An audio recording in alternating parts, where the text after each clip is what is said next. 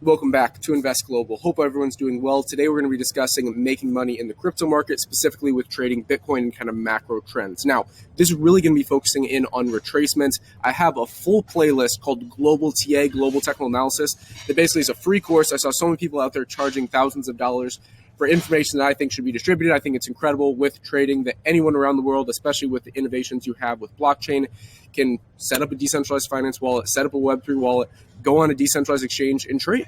So these are all very, very important things that we didn't have just, say, 10, 20 years ago, right? So these are all new innovations, and that's why I really think it's my responsibility to bring some information, to bring some education, especially around some of these trading fundamentals. Today, like I said, we're going to be focusing on retracements. So starting off with Fibonacci retracements, what you want to understand is identifying a macro trend, and then in that macro trend, identifying the retracement, and then setting up your Fibonacci extension or retracement. So in this, basically what you want to see is, let's go here, for example, in this kind of uptrend, macro uptrend with Bitcoin, what we saw is a positive pushback, right? And we can see this all historically, but the main thing to remember while I'm explaining this is using this moving forward, where you don't have all this history. We can learn from history, but we need to be able to adapt what's going on currently in the market. So in this overall trend, what you wanted to be doing was buying these pullbacks, and in an overall downtrend, what you want to be doing is selling the rallies. So some people, including myself,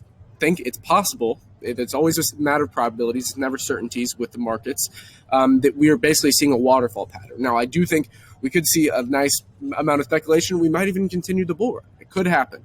But if you use just some history, go back to 2017 and look at exactly what happened, it applies perfectly, right? So we saw this massive waterfall play out, where basically in this overall downtrend, which if you would have been able to identify the top, which not a lot of people can do, what you wanted to be doing was going, okay, hey, I'm going to sell the rallies, and in an uptrend, again, I'm going to buy the pullback, okay? So in this situation, what you want to do is identify, okay, we're in this overall downtrend, right? So what I want to be doing is going swing high to swing low. So in this scenario, let's just pretend we don't have all this price history, right? So we can just zoom into this, and this is just an example, and then I'll apply it to our current market situation. But this is just basically how to use the actual Fibonacci retracement tool here on TradingView. Key levels you want to be watching for Fibonacci retracements are these middle three, right? So the 0.38, the 0.5, and the 0.618, okay?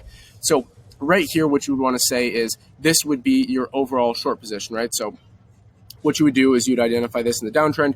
You'd see it peaking up here. You can use this key level right here that I've drawn out to kind of add more confluence to it. So the whole point in trading is not just relying on one indicator or one tool, but using them as confluence and then kind of building your own strategy, which again is what I talk about in Global TA. But in this scenario, what you would want to have done is maybe set two limit orders. Personally, that's what I would have done. I would have set two limit orders right here. I can show you. So we were shorting, remember? So in a downtrend, what you want to do is identify those rallies and sell the rallies. That's kind of the macro idea here. But in this case, I probably would have set one like close to the 168, but also you want the candle to close. So you don't want to buy into it without actually knowing what's going to happen. You also want some volume support and other things, but just for the sake of example, we'll do this. And then Fibonacci extensions I can explain in another video, or you can go check out the Global TA. But I would have set a stop loss pretty tightly, actually, probably closer to 2%, just above that 0.618, just in case it would have reversed on you. And then set that, I would at least go for probably around 30% profit in that case. But again, that's where you can use Fibonacci extensions. The point of this is really to identify those entry points. And then you could have set up another kind of short position right here at the 0.5. And you can kind of tier this down, so you kind of diversify the risk there a little bit, and you can kind of average in more instead of just having one position. So that's to show you a past example. Now for a future example, and then near the end of this video, basically what I'm going to do is talk about this article, which is quite interesting, which is basically why I talk about fundamental, technical, sentimental, and on-chain analysis, and how everything is not just reliant on the technicals, right? So if you believe we're in a waterfall pattern, hey, you're kind of, and you're only going off the charts, you're disregarding all these other factors, right? So there's so many other factors and so many other potential catalysts that could send us into a much higher high, right? So keep all that in mind. And the reason that I'm sharing this tool is not necessarily to say, hey, we are in a bearish trend. It's really to say, hey, this is how you can use this in this market to make money. And that's why I showed you this past example. And we can literally duplicate this if we zoom out. If you know how to use them and you get good at using them and you practice it, paper trade it. At first, basically, it's the exact same thing. You can use these Fibonacci levels right here, swing low to swing high, what you would want to do there, right? So these are all things that that you can use to better inform your decisions, right? That's the whole point there, and kind of short those rallies right here. That was a nice M pattern. That would have been a perfect short. And right here you can't. That one's a little bit different. But again, and then in the uptrend, what you want to be doing is buying these pullbacks, obviously, and then using the Fibonacci in that case, and we can actually apply it to what's going on currently in the markets. So again, we can pull out the tool right here and identify some macro trends, right? So if we're going swing low to swing high right there, we can use this level right here. Otherwise, we can go swing high to swing low. And remember, it all depends on what you personally think. So never a one-size-fits-all approach with trading. I hope all of you understand that watch this channel.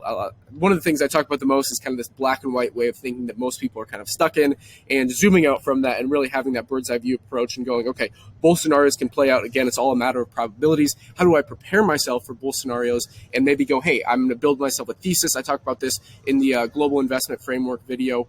Basically building your own thesis, kind of testing that thesis, going thesis, antithesis, and then finding the synthesis, and then setting up a new experiment, right? So that's kind of, you can apply that to pretty much anything. Starting a business, traveling somewhere here in beautiful Athens, Greece. I love it. The synthesis is I love it. But for trading, basically, the point of this is to keep kind of hammering that steel or sharpening that steel to better help yourself kind of build this tool of being able to trade, understanding technical analysis, and using all these different methods of trade. Just to run through these, basically what you'll understand, again, in that uptrend, you're going from the bottom, swinging it to the top, so swing low to swing high. This is an example of that. Apologize for the wind here on this beautiful rooftop, but the point is, and then in a downtrend, this is an easier way to understand it with TradingView. You see this little dotted line or dashed line here. That's where you believe the overall trend is. That's how you want to use it if you're bullish versus bearish. And then again, remembering this idea of, hey, setting those actual limit orders on certain key levels if they confirm, right? So that's the main thing, and that's why you could consider doing a market order there. It's all up to your personal trading strategy. This video is not to tell you how to trade. It's to more educate you and maybe bring up an idea or a tool that you haven't used in the past, or maybe you could sharpen your use of it personally. So again, in this case, which is this what I'm personally a little bit more focused on, is really the bearish scenario. We can get rid of this for now, and then we can always bring it back later. But what you would want to be doing is identifying, again, these levels, right? So these are those middle three levels I was talking about. And right here, we've kind of just completely dumped down. And that some people say, okay, this is a super, super strong level of support, which I would agree with. But to be quite honest, when you factor in some of these other things like exponential moving averages and looking at like the EMA ribbon, a lot of things have flipped extremely, extremely bearish here. We would need a large pushback past this for me to flip bullish again. But again, don't get mad. This is just, I personally plan for both scenarios. That's the whole point. That's why I talk about the Trident approach, which isn't a video. I'm not going to plug it. I need to make that video so I can plug it. But I don't feel shame plugging free information on YouTube. But the point is, with the Trident approach, basically, I look at it as long-term holding. So overall, 10 years, I'm bullish. Don't get me wrong, I'm bullish. But that kind of second prong in the Trident approach, where I'm talking about swing trading, then the shorter prong is more of that kind of like averaging in position where you can do some day trading type things. But in the swing trading, I'm pretty bearish, to be quite honest with you. But again, you know, altcoins rally way more than Bitcoin when we see something like this happen. So it's not just about necessarily only trading Bitcoin. But what you could do is paper trade Bitcoin and identify, hey, I have a thesis that maybe we're going to flip back incredibly bullish.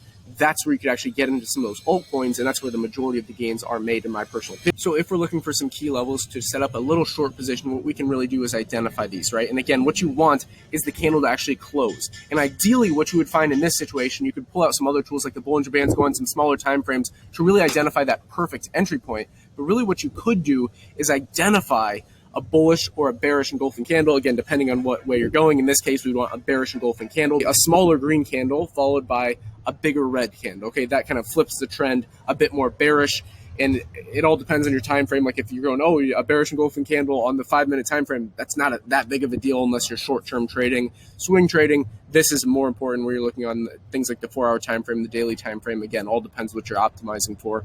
But if we're looking here, essentially what we could say is we could zoom out and go, okay, this is the 0.5 level. You see this is actually really, really nice level to watch.